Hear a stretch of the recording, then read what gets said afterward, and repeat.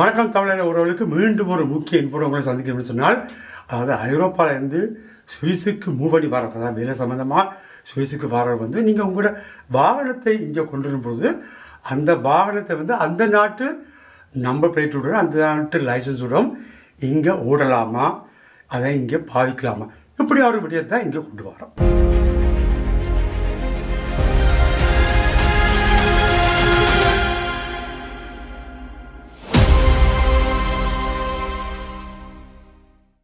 உதாரணத்துக்கு நீங்கள் ஜெர்மன்லேருந்து இங்கே மூவ் பண்ணி வாரீங்க. வரும்பொழுது நீங்கள் உங்களோட காரை இங்கே கொண்டு வந்தால் அந்த car number plate German number plate இருக்குன்னு நீங்கள் வைத்துக்கொண்டால் அந்த ஜெர்மன் நம்பர் பிளேட் உள்ள காரை இங்கே நீங்கள் தொடர்ந்து ஓடலாமா, இல்லாட்டி அந்த நம்பர் பிளேட் லைசன்ஸ் மாற்ற வேணுமா, அது எவ்வளோ காலத்துக்கு அது மாற்ற வேணும், சில கண்டிப்பாக மாற்றணும், அது எவ்வளோ காலத்துக்குள்ள மாற்றணும். இப்படியா ஒரு விடயங்கள் தான் இங்கே நாங்கள் விரிவாரியாக கொண்டு வரோம். இப்படியா ஒரு விடயத்தை நீங்கள் எங்களோட யூடியூப் சேனலில் போய் இந்த லிங்கை கிளிக் பண்ணி யூடியூப் சேனலில் முழு வீடியோ மறக்காமல் பாருங்கள். உதாரணத்துக்கு நீங்கள் ஜெர்மன்லேருந்து மூவ் பண்ணி இங்கே வாரீங்க.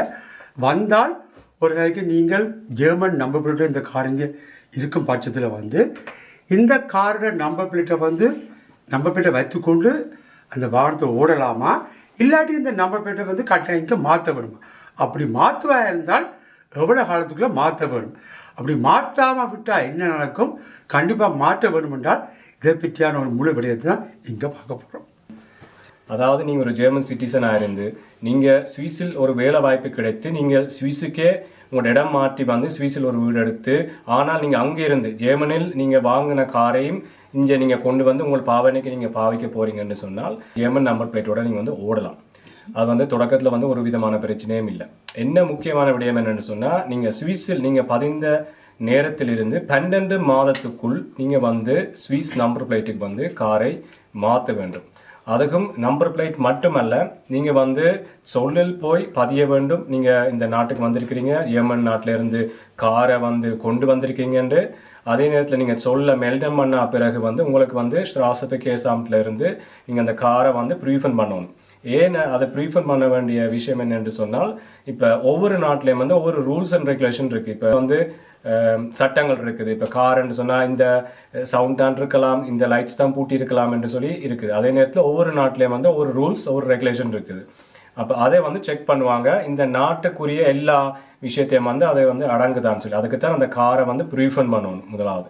ரெண்டாவது அதுக்கு ப்ரீஃபர் பண்ணி அவங்க ஓகே பண்ணால் மட்டும்தான் உங்களுக்கு எல்லாம் செக் பண்ணி பார்த்து எல்லாம் ஓகேன்னு சொன்னா தான் உங்களுக்கு காருக்குரிய புத்தகம் சுவிஸ் என்ற புத்தகம் தருவாங்க. அதுக்கு பின் நீங்க சுவிஸில் ஒரு கார் இன்சூரன்ஸும் ஓப்பன் பண்ணணும். என்னென்னு சொன்னால், நீங்கள் வரையக்க உங்களுக்கு ஜெர்மன்ல நீங்கள் ஒரு கார் இன்சூரன்ஸ் செஞ்சுருப்பீங்க. அந்த இன்சூரன்ஸ் நீங்கள் சுவிஸ் புத்தகத்துக்கு கார் புத்தகத்தை மாற்றேக்க அந்த இன்சூரன்ஸும் அன்வேல்யூ ஆகுதுன்னு சொன்னால், இங்கே நீங்கள் அந்த ரோட்டில் இங்கே சுவிஸில் காரோட போகிறீங்கன்னு சொன்னால் சுவிஸ் நம்பர் பிளேட்டோட நீங்கள் சுவிஸில் மினிமம் ஒரு half fleet car insurance half fleet செஞ்சுருக்கணும். ஆனால் டேல் காஸ்கோவோ ஃபுல் காஸ்கோவோ நீங்கள் மேலதிகமாக செய்யலாம். அது காரின் கண்டிஷனை பொறுத்து இருக்குது. புது காருன்னு சொன்னால் நீங்கள் ஃபுல் காஸ்கோ செய்யலாம். ஆனால் மினிமம் நீங்கள் ரோட்டில் காரோட போகிறீங்கன்னு சொன்னால் ஹாஃப் ஃப்ளீட் செய்யணும். இந்த அடுத்த கேள்வி என்று சொன்னால், இத்தனை விடயங்களையும் செய்யாமல் இந்த காரை ஓட்ட முடியுமா, இந்த காரை ஓட முடியுமா? ஒரு கதைக்கு நாங்கள் லைசன்ஸ் மாற்றல, 12 மாதத்துக்கு மேலே ஓடிக்கொண்டிருக்கிறோம், எனக்கு ஒரு பிரச்சனை வேறே இல்லை, அப்படியான கட்டங்கள் போய்கொண்டிருக்கும் பட்சத்தில் இந்த காரை நான் தொடர்ந்து ஓட முடியுமா, இல்லை இதனால் வெவ்வேறு பிரச்சனைகள் வருமா? கண்டிப்பாக. என்னென்னு சொன்னால், நம்ம சொன்ன போல் 12 மாதம் உங்களுக்கு தவணை இருக்குது. இந்த நாட்டுக்குள் இந்த விடயங்களை நீங்கள் மாற்றிக்கொள்றதுக்கு உங்களோட நம்பர் பிளேட் மாற்றி இன்சூரன்ஸ் ஓப்பன் பண்ணி எல்லாமே மாற்றி கொள்றதுக்கு 12 மாதம். அந்த 12 மாத கெடு ஏன் கொடுத்துருக்குறாங்கன்னு சொன்னால், ஒரு வேளை நீங்கள் உங்களுக்கு இந்த நாட்டில் வேலையை பிடிக்காமல் போனாலோ இல்லை இருப்பது பிடிக்காமல் போனாலோ நீங்கள் திருப்பி போகலாம். இன்றைக்கு நீங்கள் கணக்கு அட்மினிஸ்ட்ரேஷன் வேலை தேவையில்லாமல் பண்ண வேண்டிய அவசியம் இல்லையாண்டு. ஆனால் நீங்கள் இருக்க போவது நிரந்தரம் என்று சொல்லி உங்களுக்கு தெரிஞ்சால் அதுக்கு தான் அந்த 12 மாதம் தவணை. அதே நேரத்தில் நீங்கள் இந்த 12 மாத தவணைக்குள் இது மாற்றாமல் விட்டால் உங்களை ஒரு போலீஸ் செக்கப்பில் கண்ட்ரோல் பண்ணிக்க அவங்க பிடித்தாங்களோ, இல்லாட்டிக்கு யாரும் இப்போ நோட்டட் பண்ணுவாங்க, உங்களோட பக்கத்து வீட்டுக்காரரை கூட நோட்டட் பண்ணுவாங்க, இந்த கார் கனகாலமாக வெளிநாட்டு நம்பர் பிளேட்டோட இருக்கின்றக்கு அவங்களுக்கு ஒரு சந்தேகத்தின் அடிப்படையில் கூட ஒரு போலீஸுக்கு மேல்டம் பண்ணலாம். அப்படி பண்ணி அவங்க இன்கொயரி பண்ணிக்க அவங்களுக்கு தெரிய வந்துச்சுன்னு சொன்னால், நீங்கள் 12 மாதத்துக்கு மேலே இந்த நாட்டுக்குள்ளே ஆனால் நீங்கள் இந்த நம்பர் பிளேட்டை நீங்கள் மாற்றலைன்னு சொன்னால் உங்களுக்கு ஃபைன் அடிக்கலாம். முதலாவது இதில் வந்து அது நாளின் எவ்வளோ நாள்ன்ற பொறுத்து தான் இருக்குது. இப்போ ஒரு கொஞ்ச நாள் தான் ஆச்சுன்னு சொன்னால் ஃபைன் வரும். இதே வந்து கூட நாளாக இருந்துச்சுன்னு சொன்னால் அவங்களுக்கு நீங்கள் வந்து என்ட்ரி டேட் தெரியும், அவங்க வந்து உங்களுக்கு ஃபைனும் போட்டு கோர்ட்ஸில் கேஸும் போடலாம். கோர்ட்ஸில் கேஸ் போட்டால் உங்களுக்கு ஸ்டாஃப் ரெஜிஸ்டரில் வந்து ஒரு பதிவு கூடி வரக்கூடிய சந்தர்ப்பம் உருவாகுது. ஒரு குற்றச்செயலன்றபடியால் வந்து தண்டனை கூடி கிடைக்கக்கூடிய சந்தர்ப்பம் இதால் வந்து உருவாகும். அப்போ நீங்கள் சொல்கிற போல் கண்டிப்பாக நீங்கள் சுவிஸுக்கு வந்தால் 12 மாதத்துக்குள்ளே பெருசாக முடியக்கல இந்த லைசன்ஸ்கள் நம்ம இப்படிலாம் நீங்கள் மாற்றோன்னு சொல்கிறீங்க. மாற்றாமல் போனால் இப்படியான குற்றங்கள் வருமா அப்படின்னு நீங்கள் சொல்கிறீங்க. அப்போ இன்னொரு கேள்வின்னு சொன்னால் 12 மாதம் முடிந்த பிறகு ஆக்சுவலாக தான் திருப்பி ஜெர்மனிக்கு போயிட்டு திருப்பி இங்கே வரப்போன்றா அது என்ன மாதிரி அது இதுக்கு சேர்மதி ஆகுமா, இல்லாட்டி வந்த காலத்து இங்கே 15 இருந்து 12 மாதமாக வருமா? இஞ்சி பதிந்ததிலிருந்து இங்கே வந்து நீங்கள் வந்து சுவிஸில் வந்து அது 2வது விஷயம் என்னென்னு சொன்னால், நீங்கள் சுவிஸுக்கு வந்துட்டீங்கன்னு சொன்னால் முதலாவது 14 நாளைக்குள்ளே கெமேண்டேல போய் இப்போ நீங்கள் உங்களுக்கு ஒரு வேலை கான்ட்ராக்ட் கிடைச்சிருக்கு 1ஆம் தேதி மே மாதம் உங்களுக்கு வந்து வேலை ஸ்டார்ட் பண்ணுதுன்னு சொன்னால் இங்கே வந்து வேலை ஸ்டார்ட் பண்ணாக்க 14 நாளைக்குள்ளே கெமேண்டேல போய் நீங்கள் பதிவு கொடுக்கணும். நார்மலாக வந்து வேலை தொடங்குறதுக்கு முதலே வந்து பதிவீனம் என்னென்னு சொன்னால் அந்த அட்ரஸ் இப்போ நீங்கள் ஒரு வீடு எடுக்கிறேன்னு சொன்னால் அந்த வீட்டு அட்ரஸை கொண்டு போய் பதிவிங்க. அது வந்து 14 நாளைக்கு தவணைக்குள்ளே முதலாவது செய்யணும். அதன் பின்பு வந்து நீங்கள் ஒரு பேங்க் அக்கௌண்ட் திறக்கணும். அதுக்கு என்னென்னு சொன்னால் நீங்கள் வேலை செய்வது வந்து சுவிஸ் நாட்டில், அப்போ அவங்க சுவிஸ் அக்கௌண்ட்டில் வந்து காசு போடுறதுக்கு உங்களுக்கு ஒரு விதமான செலவும் வராது. இதே நீங்கள் ஒரு ஜெர்மன் அக்கௌண்ட்டோ ஃப்ரான்ஸ் அக்கௌண்ட்டோ வேறு நாட்டு அக்கௌண்ட்டில் நீங்கள் வந்து கொடுத்தீங்கன்னா அதுக்கு வந்து அவங்க வந்து சார்ஜ் அடிக்கலாம். உங்களுக்கு வந்து அதில் வந்து தேவையில்லா செலவுகள் உருவாகும். அதே நேரத்தில் வந்து ஒரு நம்பிக்கை, இந்த நீங்கள் சுவிஸில் இருக்கும்போது உங்களுக்கு வந்து சுவிஸ் அக்கௌண்ட் வச்சுருக்க இன்னொரு இடத்துலையும் வந்து உங்களுக்கு மேலே வந்து ஒரு நம்பிக்கை வரும். மற்றது நீங்கள் ஒரு ஹெல்த் இன்சூரன்ஸ் ஓப்பன் பண்ணணும். அதுன்னு சொல்லியிருந்தோம் நாங்கள் இன்னொரு வீடியோவில் 3 மாதத்துக்குள்ளே ஒரு ஹெல்த் இன்சூரன்ஸ் ஓப்பன் பண்ணணும். அதுக்கு கூட ஒரு பேங்க் அக்கௌண்ட் தேவைன்னு சொன்னால் நீங்கள் டாக்டர்கிட்ட போய் உங்களுக்கு வந்து அவங்க காசு ரிட்டர்ன் பண்ணணும்னு சொன்னால் அந்த அக்கௌண்ட்டில் தான் அவங்க வந்து காசு ரீஃபண்ட் பண்ண முடியும். ஓகே, இதில் கேள்வி வேண்டிய என்ன சொன்னால் இப்படியா விடயங்கள் யாருக்கா நடந்திருக்கா? நான் நினைக்கிறேன் உங்களுக்கு தெரிந்த ஒருவருக்கு ஒரு விடயம் நடந்துருந்தா நான் கேள்விப்பட்டிருந்தேன். அதை பற்றி இந்த விளக்கத்தை சொல்ல முடியுமா? கண்டிப்பாக. அதாவது எனக்கு தெரிந்த ஒரு நபருக்கு நடந்த ஒரு விடயம் என்னன்னு சொன்னால், அவர் வெளிநாட்டிலிருந்து இன்னொரு யூரோப்பியன் கண்ட்ரியிலிருந்து இந்த நாட்டுக்கு அவருக்கு ஒரு வேலை உத்தியோகம் ஒன்று கிடைத்த பட்சத்தில் வந்து இந்த நாட்டுக்குள் வந்திருந்தார்.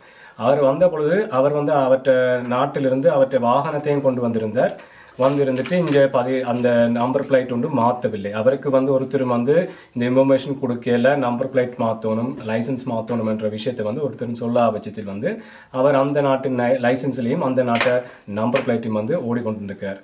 அதே நேரத்தில் பிறகு என்ன நடந்திருக்கு என்று சொன்னால், அவர் வந்து இங்கிருந்து ஒரு வீக்கெண்ட் ஏமனில் போய் ஒரு ரெஸ்டாரண்ட் சாப்பிடலாம்னு சொல்லி போய்க்க போர்டரை தாண்டி போய்க்க அங்கே ஒரு கண்ட்ரோல் பண்ணிக்கிறாங்க. கண்ட்ரோல் பண்ண இடத்தில் வந்து கேட்டிருக்காங்க, நீங்கள் சுவிஸுக்கு வந்து எவ்வளோ காலம் ஆச்சுன்னு சொல்லி கேட்க அவர் 12 மாதம் தாண்டிட்ட பட்சத்தில் வந்து அவருக்கு வந்து உடனடியாக ஃபைனும் அடித்து நம்பர் பிளேட்டு உடனடியாக கொண்டு போய் மாற்ற சொல்லி அவங்க வந்து அறிவுரை கொடுத்துருக்குறாங்க. துண்டு ஒன்று வாங்கிட்டு வந்தவர் என்னென்னு சொன்னால், இப்போ இதில் மறித்து ரெக்கார்ட் பண்ணிட்டாங்க. இப்போ இன்னொரு இடத்துல அவர் போய் நம்பர் பிளேட் மாற்றுற காலத்துக்குள்ள இன்னொருக்கா போலீஸ் கண்ட்ரோலுக்குள்ள வந்தால் திருப்பி பிரச்சனை வரக்கூடாதுக்காண்டி அதுக்குரிய ரிப்போர்ட் எடுத்து போட்டு அவர் வந்து திருப்பி ரிட்டர்ன் வந்த பிறகு உடனே அடுத்த கிழமை முதல் வேலையாக நம்பர் பிளேட் போய் மாற்றிருக்கிறேன். நான் சொன்ன போல் சொல்லுக்கு அன்மெல்டன் பண்ணி பிறகு அவங்க போய் அந்த ஃபாட்ஸை டெஸ்ட் பண்ணி இதெல்லாம் பண்ண பிறகு போய் அன்மெல்டன் பண்ணி நம்பர் பிளேட்டும் மாற்றி புத்தகமும் கிடைச்சி இன்சூரன்ஸும் திறந்து எல்லா விஷயமும் அதை கிளியர் பண்ணிட்டார். என்ன அவர் செய்யாம விட்ட விஷயம் என்னன்னு சொன்னால், லைசன்ஸை அவர் மாற்ற இல்லை. ஏன்னா அவங்க வந்து அந்த போர்டரில் இப்படி கேட்க தனியாக நம்பர் பிளேட் அந்த விஷயத்தை தான் சொல்லியிருக்கிறாங்க, லைசன்ஸ் இது வந்து சொல்ல இல்லை.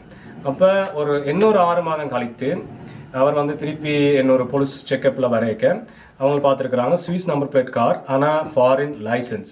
ரெண்டைக்கு அவங்க கேட்டிருக்காங்க, நீங்கள் எப்போ சுவிஸுக்கு வந்தீங்கன்னா அவங்க எல்லாம் செக் பண்ணி பார்த்த உடனே அவர் வந்து 12 மாதத்துக்கு மேலே ஆனாண்டால அதுக்கு திருப்பி ஒரு ஃபைன் அடித்து இப்போ கோர்ட்டில் கேஸ் போட்டிருக்காங்க. என்னென்னு சொன்னால், அது இப்போ 1.5 வருடங்கள் ஆகிட்டு அவர் சுவிஸுக்கு வந்தபடியால் இது கோர்ட் கேஸாக போய்கொண்டிருக்கு.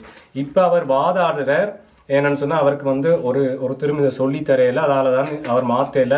அதுவும் இந்த கார் நம்பர் பிளேட் மாற்ற போய்க்க கூட ஸ்ட்ராஃப் கேர் சாம்தோ ஒருத்தரும் வந்து அவருக்கு வந்து அந்த விஷயத்தை வந்து சொல்லி தரையிலன்னு சொல்லி சொன்னார். ஆனால் முக்கியமான விடய மக்களே, நீங்கள் ஒரு நாட்டுக்கு போனால் அதை நீங்கள் டூரிஸ்டாவோ சரி, இல்லாட்டிக்கு நீங்கள் வந்து அந்த இடத்துல வந்து ரெசிடென்ஸாக நீங்கள் போகிறீங்கன்னு சொன்னால் உங்களுக்கு தான் தெரியணும் அந்த நாட்டில் என்ன ரூல்ஸ், என்ன ரெகுலேஷன், நீங்கள் என்ன செய்யலாம்.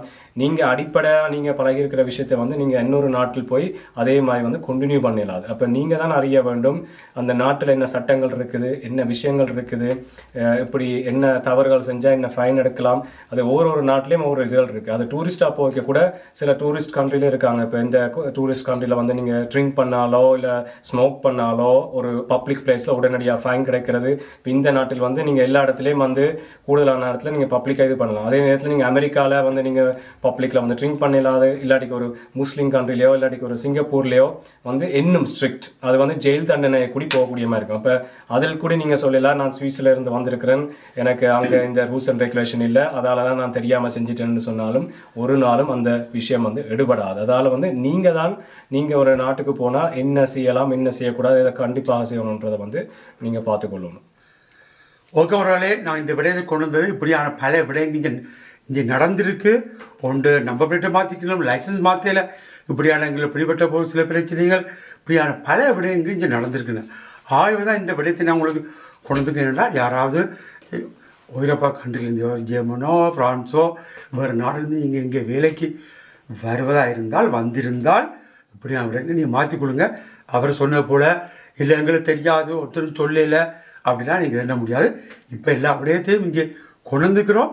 நீங்கள் இங்கே வந்து வேலைக்கு வந்தால் எவ்வளோ காலத்துக்குள்ள உங்களோட லைசன்ஸ் மாற்றணும், நம்பர் பிளேட் மாற்றணும், இன்சூரன்ஸ் செய்ய வேணும். அவர் சொன்னது போல் இன்சூரன்ஸ் இவ்வளோ காலத்துக்கு தேடி பின்னிக்கு இருந்து இப்போ வர இன்சூரன்ஸான ஃபைனல் வர இப்படியான பலதரப்பட்ட விஷயங்கள் இங்கே இருக்கின்றன. ஆகவே இப்படியான விடயங்களை நாங்கள் இங்கே கொண்டு வந்துக்கிறோம். இதை பற்றி வேறு விடயங்கள் சொல்ல விரும்புகிறீங்களா? முக்கியமான இன்னொரு விடயம் என்னென்னு சொன்னால், இன்னொரு வீடியோவில் நாங்கள் சொல்லியிருந்தாங்க டேக்ஸ் சிஸ்டம். ஒவ்வொரு நாட்டிலும் வந்து வேறு விதமான டேக்ஸ் சிஸ்டம் இருக்குது. அதுவும் கூடுதலாக வந்து யூரோப்பியன் கண்ட்ரியில் வந்து கூட நாடுகளில் வந்து டேக்ஸ் வந்து சம்பளத்திலே வந்து கழிகிறது. அதே நேரத்தில் வந்து ஹெல்த் இன்சூரன்ஸும் வந்து கவர்மெண்ட் சிஸ்டம் சம்பளத்திலே வந்து கழிகிறது. அது வந்து சுவிஸில் வந்து எல்லாமே வந்து இங்கே வந்து டிஃப்ரெண்டாக தான் இருக்குது. அதனால் வந்து அதையும் பற்றி நீங்கள் வந்து முன்கூட்டியே அதோட விளக்கத்தை அறிஞ்சு கொள்ளுங்கள். இங்கே டேக்ஸ் சிஸ்டங்கள் என்னமா இருக்குது, பேங்க் சிஸ்டங்கள் என்னமா இருக்குது. அதுவும் வந்து சுவிஸில் வந்து இன்சூரன்ஸும் வந்து ஒரு பெரிய ஒரு முக்கியமான ஒரு டாபிக். கனவிதமான இன்சூரன்ஸ்கள் இருக்குது. எல்லாத்துக்கும் ஒரு இன்சூரன்ஸ் தேவைப்படுது. சிலதில் வந்து நீங்கள் அரசாங்க ரீதியாக சட்டப்பதியாக வந்து செய்யணும். இப்போ அதுக்கு ஒரு ஹெல்த் இன்சூரன்ஸ் வந்து நீங்கள் செஞ்சே ஆகணும். அதே நேரத்தில் நீங்கள் ஒரு கார் வச்சுக்கிங்கன்னா கார் இன்சூரன்ஸ் செய்யணும். சில இன்சூரன்ஸுக்கு நீங்கள் செய்யலாம், செய்யாமல் போகலாம். அதுலேயும் வந்து இருக்குது என்ன ரிஸ்க் இருக்குது, நீங்கள் செய்கிறதில் ரிஸ்க் இருக்கா, செய்யாமல் விட்ட ரிஸ்க் இருக்கான்றதுலேயும் வந்து விடயங்கள் இருக்குது. அதில் வந்து நீங்கள் வந்து அதுக்குரிய இன்ஃபர்மேஷன் எடுங்க. இன்னொரு வேண்டுகோள் உங்களுக்கு மக்களே என்னென்னு சொன்னால், இந்த விடயம் நாங்கள் சொல்லும் விடயம் வந்து உங்களுக்கு தெரிந்த நபர்களுக்கோ நண்பர்களுக்கோ உறவுகளுக்கோ இப்படி வெளிநாட்டில் இருந்து வந்து இங்கே வாழ்ந்து கொண்டிருக்கிறார்கள், இப்படியான சூழ்நிலை இருக்கலாம், இல்லாட்டிக்கு இருந்திருக்கலாம், இல்லாட்டிக்கு வர்றதுக்கு வெளிநாட்டில் இருந்து வர்றதுக்கு ஆட்கள் இருந்தால் இந்த வீடியோவை மறக்காமல் அவைகளுக்கு ஷேர் பண்ணுங்கள், லைக் பண்ணுங்கள். நீங்கள் தரும் ஆதரவில் தான் நாங்களும் வந்து தொடர்ந்து இப்படியான விஷயத்தை வந்து கொண்டு சேர்க்கலாம். மறக்காமல் இந்த இப்படியான விஷயத்துக்கு வந்து நீங்கள் என்ன நினைக்கிறீங்க, வேறு விதமான கேள்விகள் இருந்தால் மறக்காமல் கமெண்ட் பண்ணுங்கள்.